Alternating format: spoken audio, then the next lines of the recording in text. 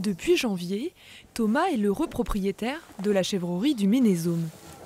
Là, on est sur un élevage caprin de 250 chèvres, donc en production laitière et 100% transformation.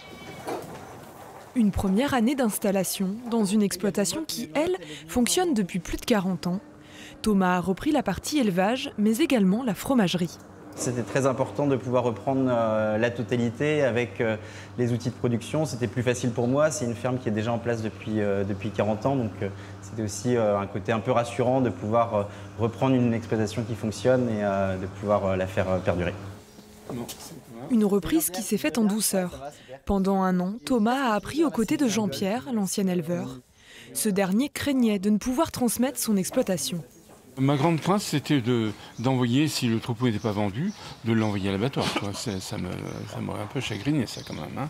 Là, maintenant, les agriculteurs, oui, ils ont tendance ou à continuer avec des terrains qu'ils cultivent, ou alors à vendre les terrains à des gens, des grosses exploitations qui existent déjà, quoi. En France, dans les 10 prochaines années, une ferme sur 2 sera en vente. Face à cet enjeu de taille, la société Eloi a décidé de créer une plateforme pour aider les agriculteurs. C'est d'ailleurs par ce biais que la chèvrerie du Ménésôme a trouvé un repreneur. En moyenne, on a 16 repreneurs qui postulent sur nos fermes en ligne. Et donc nous, ensuite, on va jouer le rôle de recrutement, de qualification des porteurs de projets, vérifier qu'ils aient bien un diplôme agricole, de l'expérience, un apport financier, et ensuite les mettre en relation avec le cédant.